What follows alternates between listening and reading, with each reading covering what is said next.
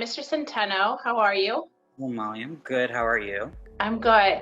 So I just want to say thank you so much for meeting with me for our Career Day interview.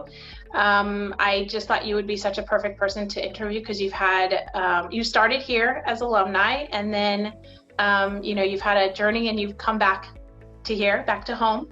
Can you talk a little bit about your experience here as a student and how you prepped for getting ready to go to college? Thank you so much for including me in this career day opportunity. This is awesome. When I was here, I was that, shy boy from the Bronx. I grew up in the Bronx, and, I always knew that I wanted to pursue the arts into high school, because middle school wasn't a very strong program that we had a lot of access to. And so when I came here and I auditioned and everything, I was like, this is the school. It was just conveniently located. It's in a great area of the city. I love Chelsea. And when I think back on my high school years, they're some of the best years I've ever had. I made a lot of good friends, and I got to meet you. I was your teacher. FYI, guys, Miss Molly was my art teacher. Yes. We go back many years. Yeah, many years ago. That's right. And towards the end, I definitely wanted to continue in the arts, and I thought getting into graphic arts, advertising design, and exploring that as a major at FIT would be fun. So after Fashion Industries High School, I went on to FIT, and I went into their communication design program. I found myself, that it wasn't a program that I wasn't necessarily interested in. It looked good on paper, and it was something that I had interest in. But as I went into the program and actually took the classes, I found that it really wasn't my passion. And so I decided to fall back and pursue fashion design. And I did the fashion design associate level program. And then for the bachelor's program, I went more into the business end of fashion, and I pursued what is called technical design. And technical design, basically, if I could sum it up, it's the garment engineering as opposed to the designing part of it. Like, I have a designer that I'll work with that'll sketch it out. Like, they'll sketch this jacket here. I make the pattern. I make sure it fits. I make sure that, the fabric is well balanced. I make sure that the construction and whatnot is as great as it can be. And that is what I do when I went into the apparel industry. I'm just sort of curious, we do have a lot of students that go to FIT. Did you, and I remember seeing you stressed out student at FIT. But did you, when you kind of switched gears in the middle of it, I know that was a really big decision for you because I, was talking to you the whole time. And can you talk a little bit kind of about, how was that at FIT to kind of change your major in the middle of, you started on something and then changing it, did you have to retake classes? What did you have to do to kind of make that switch? So I finished the associate level program of that art and design program. It's called communication design. I achieved that associate level degree. And for me to pursue fashion design, I essentially had to go for another associate level program. And, back then that was a big, like, oh my God, what am I doing? Like, I basically wasted 2 years, pursuing something that I'm not really interested in. I finished it, but, it's not something that I'm ever going to really do. But, I just thought to myself, if I don't do this, if I do not pursue my passion and my dreams, I don't want to regret it later. I think that's the one thing, through life, I try not to live with regret. And so I said, you know what, I'm going to go for it. And the first time, I didn't get accepted into the program. I was told it was very competitive. And it is a very competitive program, and even major to get into. It's not for the faint of heart. It's definitely something that, you want to practice. You want to get as good as you can get, because the competition out there, everybody watches Project Runway. That's real. It's not like, not everybody's, doing, make a dress out of paper challenge. Like that's not something that's done in industry, but the industry is very competitive where, they'll have a position open for a designer or an assistant designer position, and they'll interview 50 to 100 candidates. And you need to show them why you deserve that spot. And, I went in and I got accepted the second time around. I, reapplied, I created a new portfolio. I took a class for sewing, because at that point I didn't know about sewing. I knew the basics. So I took a class that was part of that program and went for it. And there I was able to actually learn how to make garments and use a sewing machine, something that's, it's essential for designers to know. And at the same time, it can be very intimidating. But again, practice makes perfect. And, it's a lot of work. It's very accelerated. You don't just focus on one particular thing. You're doing everything. You're doing example of like day wear, outerwear, a soft drapey silhouette, and then at the end of the program, they do an associate exhibit where it's like, okay, training wheels are off. Show us what you got.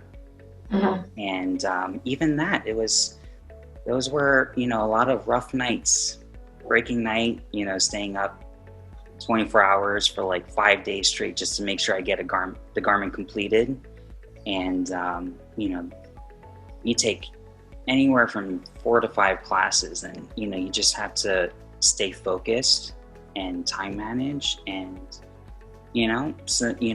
as long as you stay focused, I think you're good. It's interesting, you remind me of that notion of grit. And somebody who has grit is really, that's the quality in a person who's going to succeed. The person who's told no once and doesn't accept that and just keeps working hard and keep trying and put in the work and the hours and just really show that grit, to get things done. So you're sort of proof of that, really. Can you talk a little bit about your journey, from graduating from FIT into your first job or your first couple jobs and into the career, what that was like for you? So it's interesting. So one of my first jobs in industry, well, I had, an internship here and there, and those helped prep me to get my first job. And the first job I got, and I was very lucky with this, I was hired as a fashion assistant for the Victoria's Secret fashion show back in 2011. All the kids watching this, Victoria's Secret used to do a major fashion show event every year. They recorded it, and it was shown during the holidays. It's a major fantasy show. It's unbelievable. You could look them up on YouTube. It's amazing. And that was actually one of the things that got me interested in fashion. And so when I got that position as a fashion assistant, I was just like, oh my God, like this is amazing. And it was 3 months of a lot of hard work, long nights. I remember once staying till about 8:30, 9 o'clock, putting crystals on a pair of boots. But the end result, it's like you see everything come together and you're like, wow, that's amazing. And it's definitely a career highlight, I have to say. I got to be backstage. Kanye West was there. I saw Beyonce from far. I was freaking out. And yeah, it's like being backstage at a rock concert. I kept telling the creative director, like, thank you so much for hiring me. And that opened so many doors. I I interned at for Sears/Kmart when they had their design offices here in Manhattan. I was part of the Joe Boxer Sleep and Intimates division, and actually helped them create like the backdrops and the visual images for their store setup for that collection that they did. It was like neon themed. Everything was like fluorescent colors and whatnot. And so that was fun. And I landed an internship with a swimwear company that originally they started with just board shorts. And then I was hired as an intern. I was their first intern. And I showed them what tech packs are. I told them, the quality of this is a little iffy. We need to, talk to our vendors. And that's how I immersed myself into both the creative and the business end of it. Mm-hmm. And then from there, the owner of the company asked me, can you come and be my designer for a women's swimwear collection? And it was one of those opportunities I just couldn't say no. And so I went back and I was there full time. I've traveled to Florida and California for trade shows. I've done 3 runway shows with them. I was backstage for Miami Swim Week. And just when you see your work being like on a runway and you see like all the magazines are there, they're taking pictures. And then the best part was when I was home and I'm, flicking through the channels, and I got to Fashion TV and they were doing like swimwear trends. And one of the looks from that runway show that I designed for showed up as what's trending. And wow. It was like an aha moment. And it was great. And, from there, I went on to design and be a technical designer at intimate apparel companies. I had a flair for sleepwear and some intimates, and I got into that. We did private label things such as like Jessica Simpson and Izod and what's the other one? Oh, I'm blanking a little bit. U.S. Polo Association. A lot of, you can go to stores and find those brands. And that was always great. There came a point in time during my time in industry where I thought, I would love to get into teaching. I think of it as a great way of giving back. I felt that, everything that I planned to do in industry, I had done it already. And I hit benchmarks that I wanted to hit. And I always told people that, if I would pursue teaching for this industry, and I would want to come back here because I know how competitive the industry is. And if I can give my kids that stepping block towards, going on to, maybe FIT or Parsons or another design school, they can go in with skill sets that, they'll be moved into more advanced courses. And, and in this industry, the more the better, because you become a better candidate for that particular job. And there, you can start entry-level internships that can maybe lead to jobs. And in this industry, it's very competitive. It's one of those things where, you want to love this because it can really test you. And, I think when the kids have, like, coming back to high school and, teaching them and, giving them as much skills as I can give them that extra advantage over other candidates and maybe help them pursue their dreams. So, and I understand that, being in teaching myself. I'm curious to know, can you share maybe some skills or some words of advice you could pass on to a student at the High School Fashion Industries who's interested in pursuing a career in technical design? Okay. For technical design specifically, you definitely want to get good, have pretty good skills with pattern making and draping. You drape on a mannequin and then you bring it to a flat pattern. You want to be able to have those skill sets, and better yet with patterns, because these days, people only use dress forms. In my industry, we only use dress forms to actually fit garments. We don't drape on a dress form. Mm-hmm. Everything is done by paper, and it's very methodical, and it can be very intimidating. But once you go through from step A through X, you'll see it. And mm-hmm. that's something that you develop as a designer. You develop that eye where you can look at a pattern on the table and say, okay, this looks good. I need to fix this, whatever it is. It's definitely a skill that they want to have. Also, definitely having Adobe Illustrator skills, because that's where you draw your hand flats, your flat technical sketches. Because in this, we're very visual people, and those sketches, they get sent to factories, and a good sketch can determine if a pair of pants or a pair of shorts come back looking great versus something that well, it looks like the sketch, and you reply back to the factory like, no, that's not really what I wanted. And it's because in our industry, we're communicating with people that English isn't their first language. Mm-hmm. Most of the time that is the norm.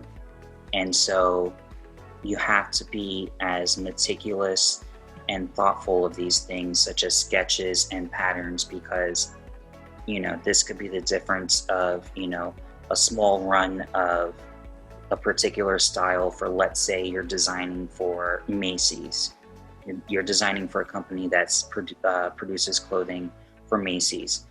If those pair of pants do not fit well, or if something's wrong with them, that can cost the company thousands of dollars, mm-hmm. and even cost you your job.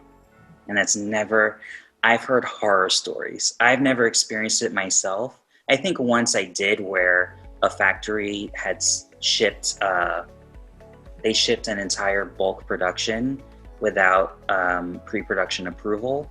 Mm-hmm. And pre-production, it's basically the final step before something goes into full-on production, mm-hmm. that we've tweaked the fit, and the fit was never approved. So imagine they made all these garments that the fit wasn't approved. It's one of those situations where the owner has to make the calls to the factory owner, and then it can be kind of contentious. But that's the business, mm-hmm. Especially the apparel industry. Mm-hmm. I can't help thinking about, as I'm doing career day interviews with everyone, sort of thinking about the pandemic and how, the pandemic has really changed everyone's approach. And I know, for you've been teaching. You're a new teacher, but you were teaching. The pandemic interrupted your first year of teaching. Mm-hmm. Correct. Yeah. So, I think that, you don't have experience in the industry, but I know you still are very much connected to the industry. Have you heard of kind of how the pandemic has shifted the way people do work in the industry? I'm sure it shifted a lot. So it has, from what I've seen and of friends of mine that are in the industry, it has shifted dramatically. I have a friend that works for Soma/Chico's, mm-hmm. and he's based in Fort Myers, Florida. And she has told me that she is expected to come into the office at least 2 to 3 times a week, even if to just go and pick up mail where factories will send lab dips and fabric approval and whatnot, she has to go and check that. And there are often times where she'll have virtual fittings. Now, guys, this is where even I find it to be very challenging, because they'll have the virtual fitting with the vendors overseas, and so they have to find a time that works for both us here in the States and over in maybe Shanghai or Hong Kong or Bangladesh or wherever that vendor is. And so it's maybe an hour to 2 hour long Zoom call, and you're basically communicating directly, looking at the fit of a garment. And, you know, especially because of that language barrier, it can be very challenging. Mm-hmm. And, you know, I have friends, you know, a lot of them that work within the intimate apparel industry, and if that fit is not good, it does not work. Right. And, you know, I'm pretty sure everybody can agree on that. Right. Yeah. There's definitely been a shift, and, you know, even with, you know, the high-end fashion brands, they've all had to re-strategize. You know, there's no longer that traditional runway show anymore. You know, they'll have a runway show, but, you know, they'll incorporate Zoom cameras. And, you know, like they'll show like people like Anna Wintour sitting front row, but it's a big television sitting on a chair. Mm-hmm. And I think that's so cool. And, you know, even just recently, Versace, they showed their latest collection for fall 2021, and it was basically a video composite where it was part runway show, part the models posing in the garments, and just the whole setup, the design of everything. It was pretty amazing. So I like where the industry is going. Okay. And I also appreciate that there's more diversity. Mm-hmm. As far as sizes. That's one thing that I'm very happy about, because that's one thing that I've always been an advocate of. Yeah, there's been a big shift I've noticed in the last year, 2 years in size diversity. And then really, frankly, there's been a real shift just as far as beauty standards, you know, and, you know, the company that you started with, Victoria's Secret, has you know, who was not making that shift for a very long time. They finally succumbed. Recently, I was actually quite happy with it, because not only did they bring in they diversify as far as sizes, but they've also, you know, ages too, because, you know, that's a big part of the fashion industry. Is there's a lot of focus on youth and this obsession with youth, and I think that we need to change that narrative. And I'm glad that companies like Victoria's Secret, they're slowly changing it. I mean, I think I saw an advertising campaign they came out with recently where they got their original angels from when they started the Angel campaign back in 1990 something. And those women, you know, they are older, but they look amazing. And it just shows like beauty isn't defined by age. Right. And that's how it always should have been. Right. And it has been, and I don't know about Victoria's Secret necessarily, but it seems like in the industry in general, I'm seeing just really, you know, diversity in size, in age, in gender, in race, you know, just a lot of really different approaches, really appreciating a lot of diversity walking down the runway, which is awesome to see.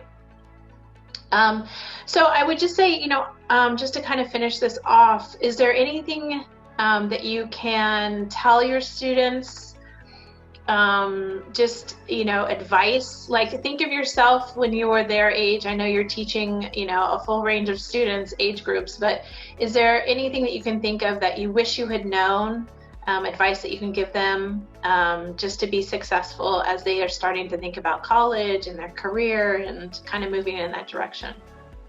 Yeah, I would definitely say you know, part of high school is the whole dynamic of peer pressure. And, I have to say that, that's definitely one thing that I think everyone would love to go back and say, I was never peer pressured into anything. And, definitely avoiding negative peer pressure. Positive peer pressure, like, hey guys, let's get our work done. Let's, get this project going. We have X amount of time to get it done. That's good peer pressure, but never fall into negative peer pressure. It's not worth it. And, life is a bit of a journey, and it's gonna have its ups and downs, but know that you can overcome it. You're gonna hit rock bottom. There's gonna come a point in time where you're gonna hit rock bottom, and it's gonna suck. But there's a light at the end of the tunnel, and there's always something you can learn from the experience and grow as a person. And myself, I made that change in college to stop pursuing art and illustration, and I went into fashion, and no regrets. And definitely work on your time management, especially that we're all remote. You definitely want to time manage and hone those skills, because in the real world, that's everything. It really is. I can't, even down to what time do I get up, when do I brush my teeth, when do I grab my coffee, when's the next train. It's definitely something that you want to work on. And especially as freshmen out there, it's gonna be tough. High school is definitely a transition, and for my sophomore, juniors, and seniors, it's something that you want to progress with and get better with. Because when you go into college with those skills, those time management skills, you'll be so happy.